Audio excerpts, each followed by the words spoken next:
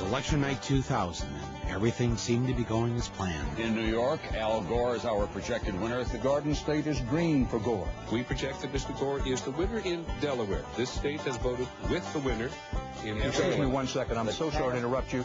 Mike, you know I wouldn't do this if it weren't big. Florida goes for Al Gore. CNN announces that we call Florida in the Al Gore column. Then something called the Fox News Channel called the election in favor of the other guy. I interrupt you. Fox News now projects George W. Bush the winner in Florida, and thus it appears the winner of the presidency of the United States. All of a sudden, the other network said, hey, if Fox said it, it must be true. All of us at the networks made a mistake and projected Florida in the Al Gore column. It was our mistake. Now, what most people don't know is that the man who was in charge of the decision desk at Fox that night, the man who called it for Bush, was none other than Bush's first cousin, John Ellis. How does someone like Bush get away with something like this? Well, first, it helps if your brother is the governor of the state in question. You know something? We are going to win Florida. Mark my words. You can write it down. Second, make sure the chairman of your campaign is also the vote-counting woman, and that her state has hired a company that's going to knock voters off the rolls who aren't likely to vote for you. You can usually tell them by the color of their skin.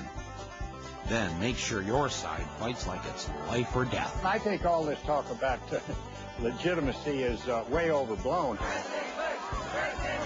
And hope that the other side will just sit by and wait for the phone to ring.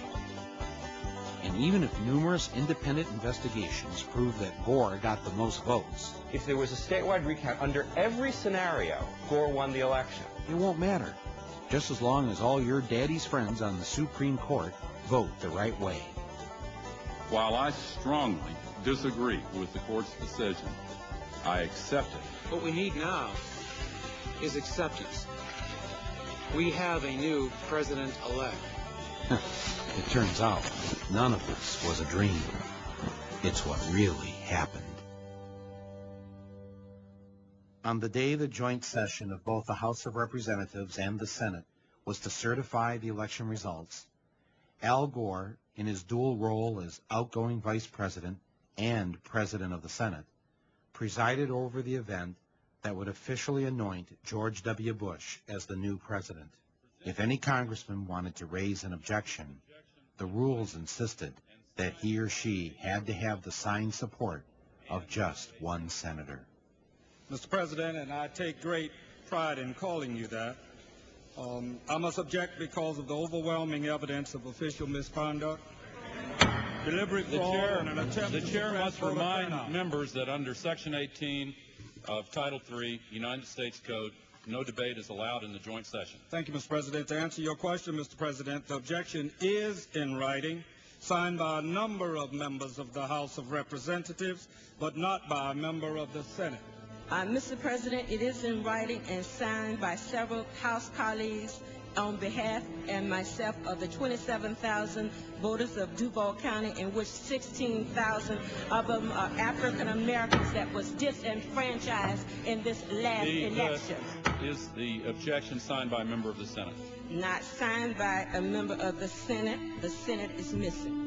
Mr. President, it is in writing and signed by myself on behalf of many of the diverse constituents in our country, especially those in the 9th Congressional District, and all American voters who recognize that the Supreme Court, not the people of the United States, decided this election.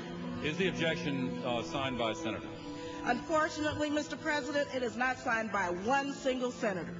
Unfortunately, I have no authority over the United States Senate, and no senator has signed. Mr. President, it is in writing and signed by myself and several of my constituents from Florida. A senator is needed, but missing. Is the objection in writing and signed by a member of the House and a senator?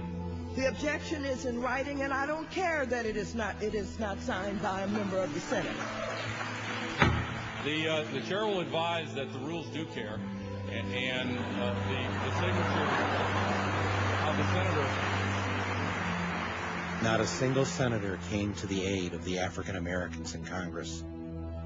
One after another, they were told to sit down and shut up.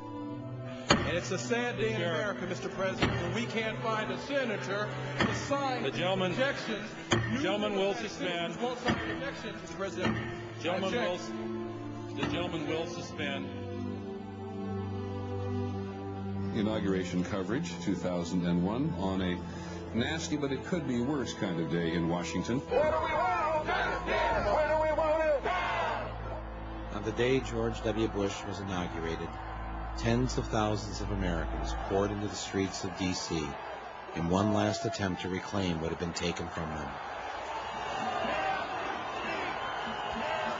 They pelted Bush's limo with eggs and brought the inauguration parade to a halt. The plan to have Bush get out of the limo for the traditional walk to the White House was scrapped. Bush's limo hit the gas to prevent an even larger riot.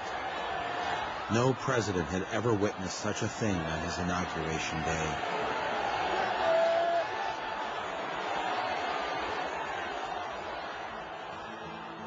And for the next 8 months, it didn't get any better for George W. Bush.